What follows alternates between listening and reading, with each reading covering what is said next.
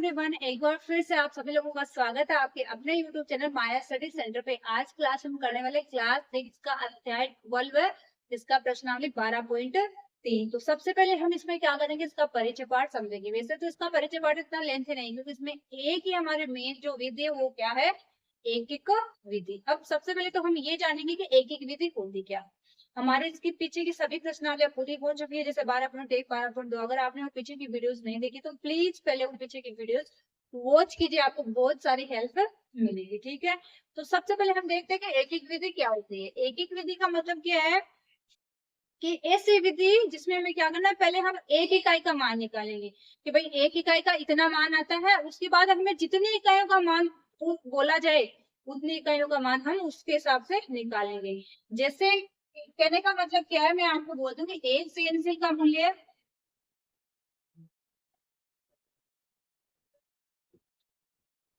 5 रुपए, ठीक है ना।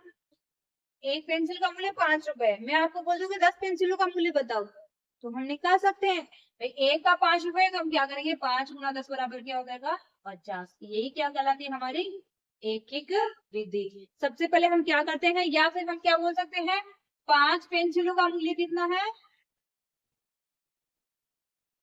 मूल्य बराबर 50 रुपए। तो मैं बोलूं एक पेंसिल का मूल्य बताओ, हम क्या करेंगे, ये 50 रुपए में कितने पेंसिलों का मूल्य है, 5 का। तो हम क्या करेंगे, 50 में किसका भाग लगाएंगे, 5 का। तो क्या आएगा, 0। यानी कि एक पेंसिल का मूल्य कितना आ गया, 10। तो एक एक विधि कौन सी होती है, जिसमें पहले हम एक इकाई का मान निकालते हैं। एक इकाई का मान जो भी आता है उसके हिसाब से हमें जितनी इकाइयों का मान पूछा जाता है उसका अपन मान निकालते हैं। वही क्या कहलाती है, हमारी एक एक विधि कहलाती है। अब इसको हम अपन एक दो एग्जाम्पल लेके क्या करेंगे, समझेंगे, फिर हम करेंगे हमारी प्रश्नावली के ओके। और इसके क्वेश्चन है ना, बहुत ही अच्छे अच्छे क्वेश्चन, और एग्जाम में डेफिनेटली एक क्वेश्चन आएगा ही आएगा। इसलिए अच्छे से करना, ध्यान से करना, कोई भी क्वेश्चन चूक ना पाए। ठीक है, अब देखिए अपन कुछ एग्जांपल्स के थ्रू समझते हैं कि कैसे एक एक विधि का प्रयोग करते हुए हमें एक इकाई का मान दिया तो बहुत सारी इकाइयों का निकाल सकते हैं, या बहुत सारी इकाइयों को दिया तो हम एक इकाई का कैसे मान निकाल सकते हैं। ठीक है, तो सबसे पहला हमारा एग्जाम्पल क्या है, फ्रूट की 6 पेटियों का मूल्य कितना है। फ्रूट की 6 पेटियों का मूल्य है 2400 रुपए। तो सॉरी, 4 पेटियों का मूल्य दिया 2400 रुपए, तो 6 पेटियों का मूल्य हमें निकालना है। सबसे पहले हम क्या लिखते हैं, देखो इस प्रकार के क्वेश्चन को सोल्व करने का तरीका क्या है, हमें इसमें लिखना भी पड़ता है, डायरेक्ट आंसर नहीं निकाला, हमें क्या लिखना पड़ता है। देखो 4 जो दिया वो लिख लो, 4 पेटियों का मूल्य बराबर, मूल्य बराबर क्या है, कितना है, 4 का 2400 रुपए। अब ये जब 4 पेटियों का मूल्य है तो हम इस एक का निकाल सकते हैं ना। भाई 4 की रेट इतनी है, तो अगर 4 की रेट इतनी है तो उसमें 4 का भाग लगाएंगे तो एक का आ जाएगा ना। जैसे मैं आपको बोलूं कि आप मार्केट से 10 पेन लेके आए, 10 पेन लाए, ठीक है ना। इनका कितना रुपया लगा, 100 रुपया। ठीक है, अब आपको मैं क्या बोलूं कि बता मुझे कि आपको एक पेन का कितना रुपया पड़ा है। तो आप ऐसे थोड़ी करोगे, 10 एक गए, फिर 20 या 100 रुपए साथ में लेके गए, तो 10 का एक, 20 का दो, ऐसे करके नहीं कि 10 रुपए 10 पेन आए, 100 रुपए में 10 पेन आए तो एक पेन का 10 रुपए, ऐसे नहीं। हमें क्या करना है, टोटल रुपए कितने देंगे, 100। पेन कितने आए, 10। तो एक पेन की रेट कैसे निकालेंगे, भाई ये 10 पेन का मूल्य 100, तो इसमें भाग लगा दो 10 का, तो कितना हो जाएगा, एक जीरो से एक जीरो कट, यानी 10। यानी कि एक पेन का कितना रुपए लग रहा है, 10। और 10 रुपए एक पेन का लग रहा है, तो 100 रुपए में कितने पेन आ जाएंगे, 10। ठीक है, ऐसे इसमें किया गया है। 4 पेटियों का मूल्य कितना है, 24। तो एक पेटी का कैसे आ जाएगा, एक पेटी का मूल्य हम कैसे निकाल सकते हैं, ये बराबर 2400/4। यानी कि हमें बहुत सारों का दिया है और हमें एक का निकालना है तो हमें भाग लगाना है, हमें एक का दिया ज्यादा का निकालना है तो हमें गुना करना है। इस लाइन को आप यहाँ पे बिठा लो। ओके, अब एक का कितना आ जाएगा, तो 4 6 24 0 0, यानी 600 रुपए। कहने का मतलब क्या है, एक फ्रूट की पेटी का मूल्य क्या है, 600 रुपए। अब हमें पूछा क्या गया, तो 6 पेटियों का मूल्य निकालेंगे, लेकिन हमें तो कितनी पेटियों का बताना है, 6 पेटियों का। तो हम क्या लिखेंगे, 6 पेटियों का मूल्य बराबर 6 गुना 600 बराबर 6 6 3600 रुपए। अब इसमें गुणा क्यों किया गया? क्योंकि भाई हमारे पास में एक पेटी का मूल्य क्या आ गया, 600 रुपए, लेकिन हमें तो बताना है कितनी पेटियों का, 6 पेटियों का। तो 6 का 600 600 600 ऐसे थोड़ी ना जोड़ेंगे, हम क्या करेंगे डायरेक्ट 6 गुना 600 बराबर 3600 रुपए। ठीक है, क्लियर हो सभी को? अब देखो सेकंड वाला एग्जांपल। सेकंड वाली में क्या है, एक मोटरसाइकिल है ना 220 किलोमीटर की दूरी तय करने में कितना पेट्रोल लेती है, 5 लीटर पेट्रोल। हमें क्या बताना है, तो 1.5 लीटर पेट्रोल में कितनी दूरी तय करेगी। तो सबसे पहले तो हमें देखना है कि 1 लीटर पेट्रोल में कितना चलती है वो। भाई ये 5 लीटर पेट्रोल में इतना चल जाती है, तो 1 लीटर का निकाल लेते हैं हम क्या लिख देंगे, 1 लीटर पेट्रोल में दूरी तय करेगी बराबर 220 बटा 5, 5 चौके 20, फिर से 2 बचेगा, 5 चौके 20, यानी कि 1 लीटर पेट्रोल में कितना जाएगी वो, 44 किलोमीटर। मैं लिख रही नहीं क्योंकि अभी जगह नहीं है। 5 लीटर पेट्रोल में कितना चली थी, 220, तो 1 लीटर का निकाल सकते हैं, 1 लीटर में कितना चलेगी, 44 किलोमीटर। अब हमें क्या दिया है कि आपको 1.5 लीटर, यानी आपको पता है कि 1.5 लीटर में कितना चलेगी। 1 लीटर का निकाल लिया, 44 आया, तो 1.5 लीटर का निकाल सकते हैं, इसको गुना कर दो 1.5 से, तो हम क्या करेंगे 44 गुना 1.5 बराबर आ जाएगा हमारे कितने का, 1.5 लीटर चलने की दूरी। पहले जो 60 10 ने अच्छा, पहले 60 और 6 66, यानी कि कितना आएगा 66 किलोमीटर। वो 1.5 लीटर में कितना चल जाएगी, 66 किलोमीटर। तो आई होप आप सब लोगों को एकदम अच्छे से क्लियर हो गया होगा कि एक एक विधि की मदद से अपन किसी भी राशि का या कोई भी है ना, अपन को एक इकाई का मान दिया तो बहुत सारी इकाइयों का, या बहुत सारी इकाइयों का दिया तो एक इकाई का मान कैसे निकालते। ठीक है, अब हम करते हैं हमारी प्रश्नावली के क्वेश्चन। 7 मीटर कपड़े का मूल्य 1470 रुपए है, तो 5 मीटर कपड़े का मूल्य ज्ञात कीजिए। तो मैंने आपको क्या बोला था, सबसे पहले हमें क्या करना है, अगर 7 का दिया 10 का दिया कितने का भी दिया है, तो पहले निकालना एक का, एक का निकाल के जितना भी आता उसको जितना हमें पूछा गया उससे गुना कर देना। ठीक है ना, तो सबसे पहले हम क्या निकालेंगे, 1 मीटर कपड़े का मूल्य। सबसे पहले हमें दिया गया 7 मीटर कपड़े का मूल्य बराबर जो दिया ना वो लिखो पहले, बराबर 1470 रुपए। अब एक का निकाल सकते हैं, एक का निकालना है, इसका मतलब इसमें भाग लगाना पड़ेगा। 1 मीटर कपड़े का मूल्य बराबर 1470 बट्टा 7, 7 का भाग लगा तो 14 में लगाएंगे तो 2 बार, 7 में लगाएंगे तो 1 बार, 0 का 0, यानी 270 रुपए। कहने का मतलब क्या है, 1 मीटर कपड़ा अगर वो खरीदता है कोई तो कितना लगता है, 270 रुपए। लेकिन हमें कितने मीटर का बताना है, 5 मीटर का। तो 1 मीटर का है और 5 मीटर का बताना है। भाई 1 मीटर का हमें बोला गया कि एक चॉकलेट का हमें, मैं बोलूँ आपको कि आप बाजार जाते हो, एक चॉकलेट का मूल्य आपको पता है कि 5 रुपए लगेगा, लेकिन आपकी मम्मी बोलते हैं आपको कितने चॉकलेट लेके आने हैं, 5। तो आपको क्या करना पड़ेगा, एक का मूल्य 5 है, फिर 5 का कितना हो जाएगा, 5 गुना 5 यानी 25। ऐसे 1 मीटर कपड़े का मूल्य कितना, 210 रुपए, तो 5 मीटर का क्या हो जाएगा, 210 गुना 5, तो हम क्या लिखेंगे, 5 मीटर कपड़े का मूल्य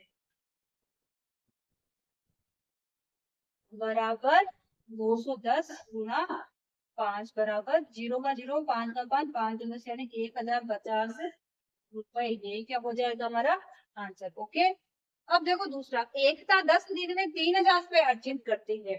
एकता या 10 दिन में कितने कमाती है, 3000। तो हमें पूछा है कि वो 30 दिन में कितना अर्जित करेगी। तो सबसे पहले तो हम क्या करेंगे, उसका एक दिन का निकाल लेते हैं।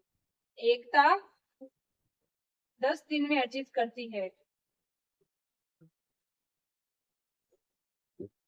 है बराबर 3000 रुपए।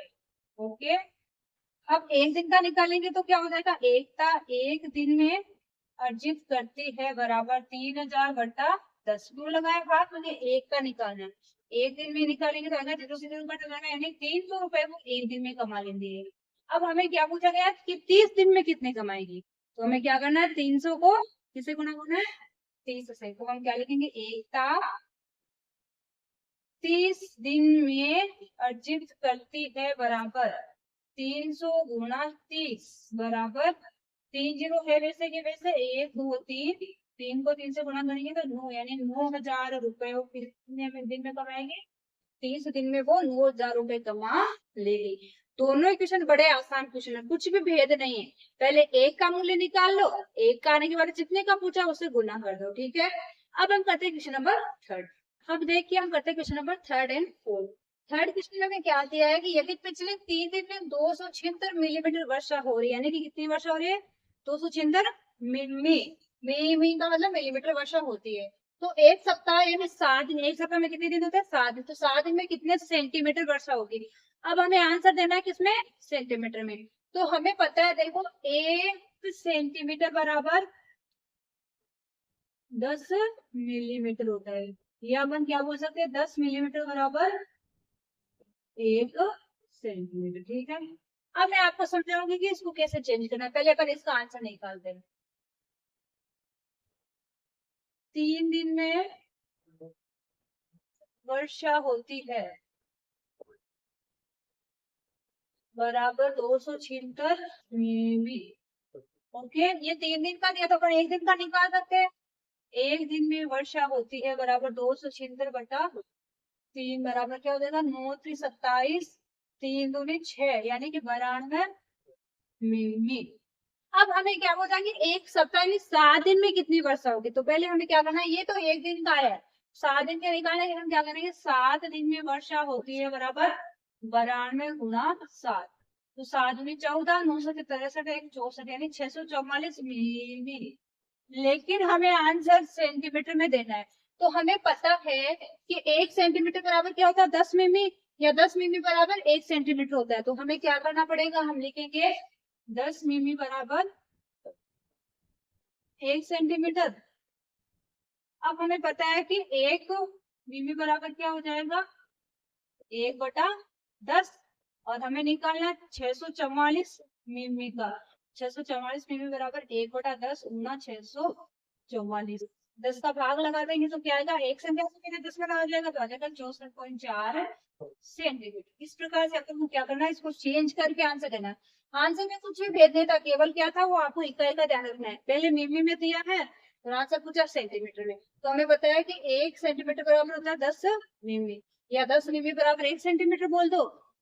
हर बार तो अपन क्या करते हैं भाई, एक का दिया है, एक में जैसे एक अभी पीछे करे थे अपन के 2.5 लीटर था, तो 1 लीटर में 1000 मिलीलीटर होता है, तो हम 2.5 को गुना करे थे। लेकिन इसमें क्या दे रहा है हमें, ऑलरेडी हमें दिया है कि इतने मिमी है, अपन को चेंज करना है सेंटीमीटर में। तो सेंटीमीटर में चेंज करना है, तो 1 सेंटीमीटर में कितना मिमी होता है, 10। तो अपन को बताना है कि 644 मिमी है, तो इसमें सेंटीमीटर कितने हैं, 10 का भाग लगा दो। 10 का भाग लगाएंगे तो एक संख्या से पहले दशमलव होगी, क्या रहेगा, 64.4 सेंटीमीटर। ठीक है, अब क्वेश्चन 4 देखो। 5 किलोग्राम गेहूं का मूल्य कितना है, 91.5 रुपए। 8 किलो गेहूं का मूल्य ज्ञात कीजिए। तो सबसे पहले हम क्या करना है, 1 किलो का निकाल लेना, फिर 8 किलो का निकालने के लिए 8 किलो से गुना कर देना। तो सबसे पहले ए वाला कर देगा, 5 किलो गेहूं का मूल्य बराबर है 91.50 या 91.5 रुपए। ठीक है, 1 किलोग्राम का मूल्य बराबर 91.5/5। तो इसका भाग लगाएंगे तो देखो क्या आएगा, 5 एकम 5, बचेगा कितना, 4, हो जाएगा 41, 5 अंक 40, बचेगा कितना, 1। लेकिन पहले 10 में हो जाएगा और 1 हो जाएगा 15, तो 5×3 = 15, यानी कि कितना है, 18.3 रुपए है 1 किलो का। अब देखिए मैं आपको भाग लगाने बता दूंगी, 91.5 में भाग लगाना 5 का, तो 5 एकम 5, मुंह में से 5 निकालेंगे कितना बचेगा, 4, उतारेंगे 1, फिर से 5 में भाग लगाओ, 5 अंटे 40, बचेगा 1। लेकिन 1 के आगे संख्या उतारने से पहले दशमलव आ रहा है, तो इधर लगा देंगे दशमलव। अब 5 उतार सकते, 5 उतारेंगे तो 5×3 = 15। इसे हमने यहाँ पे 16 किया। ठीक है, यानी कि 1 किलो का मूल्य कितना आ गया, 18.3। अब हमें देखो इसमें थोड़ा घुमाया गया है, इसमें हमें क्या करा है, 183 रुपए में कितने किलो गेहूं आएंगे वो बोला गया है।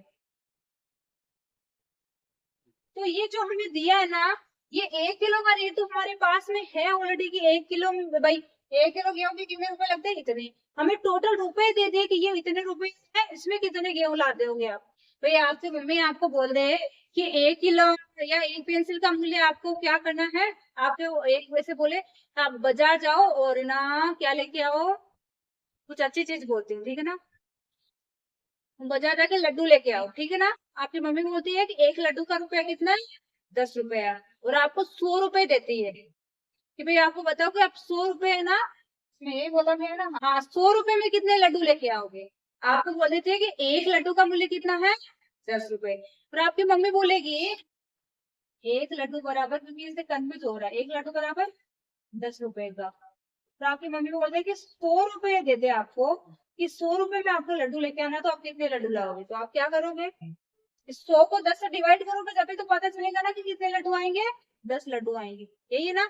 एक लड्डू का 10, दो का 20, तीन का किसी से नहीं करेंगे अपन, भाई एक लड्डू का 10 रुपए लगता है, मम्मा ने टोटल रुपए 100 दे दिए हैं, कि 100 रुपए में कितने लड्डू लाओगे, तो 100 रुपए में कितने लड्डू आएंगे, 100 को आप 10 से डिवाइड ही करोगे।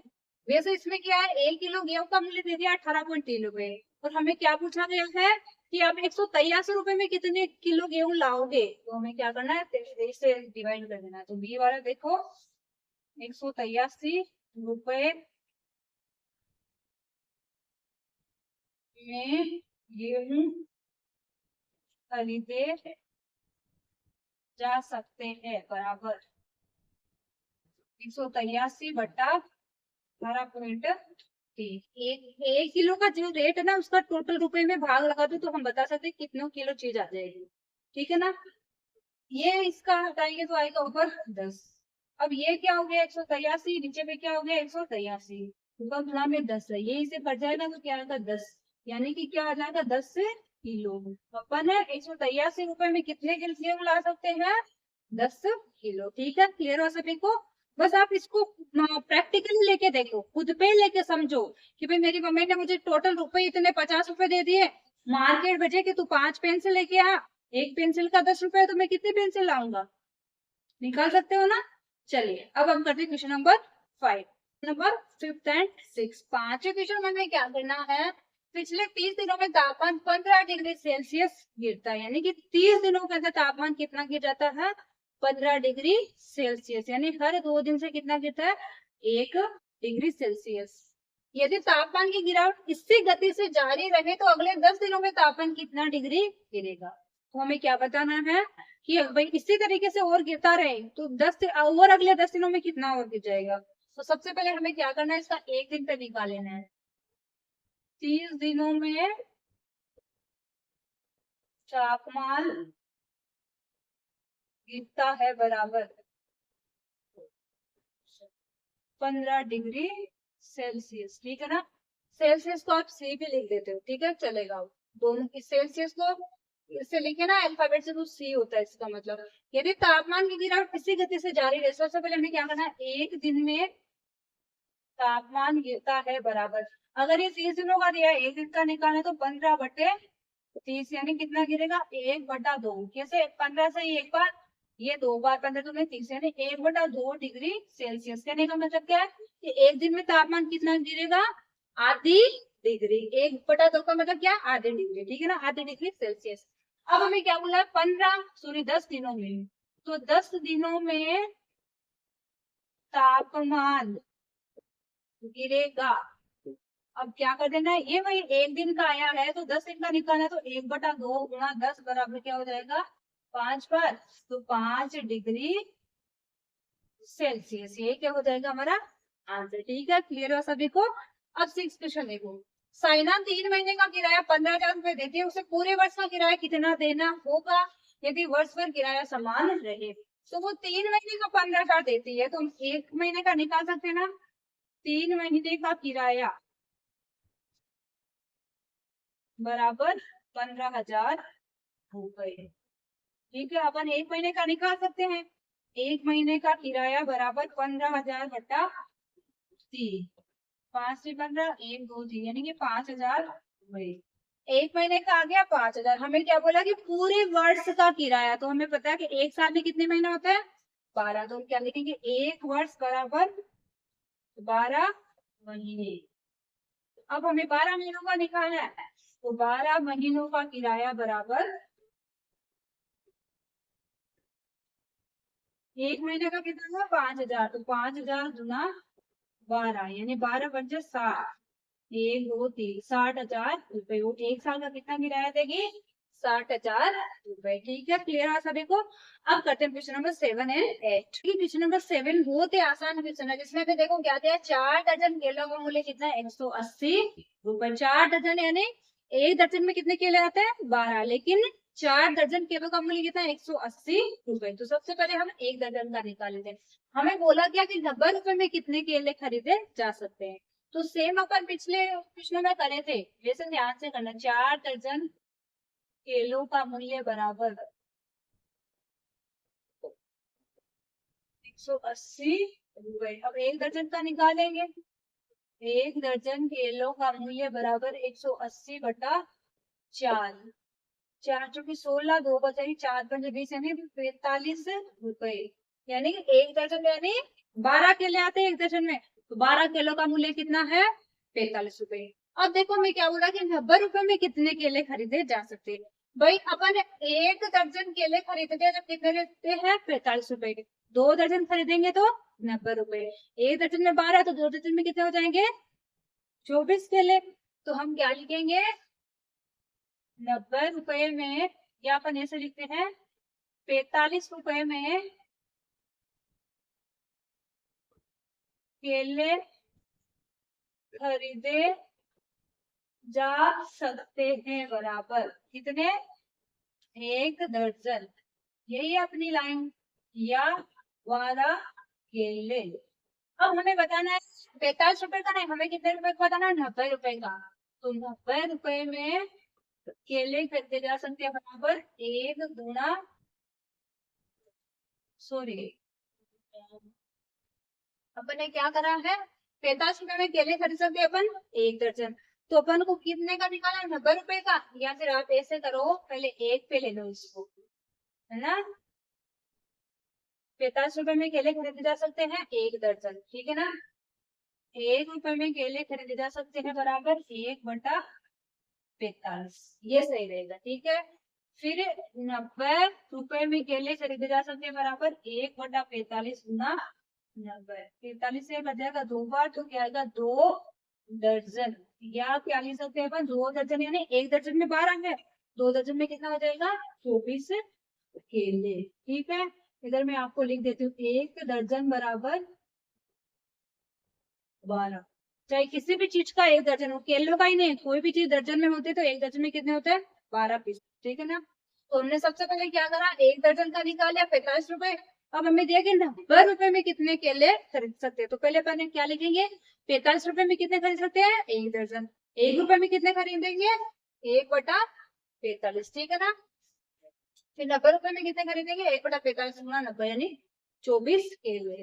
अब देखो हार्ड का क्वेश्चन क्या, 72 पुस्तकों का भार 9 किग्रा है, तो ऐसे 40 पुस्तकों का भार कितना होगा। तो सबसे पहले तो हम लिखते हैं 72 पुस्तकों का भार बराबर 9 किग्रा। अब एक का निकालेंगे, एक पुस्तक का भार बराबर 9/72। 9 से एक बार एक, ये 9×72 यानी 1/8, 1/8 किग्रा। अब हमें निकालना कितनी पुस्तकों का, 40 का। तो हम क्या करेंगे, 40 पुस्तकों का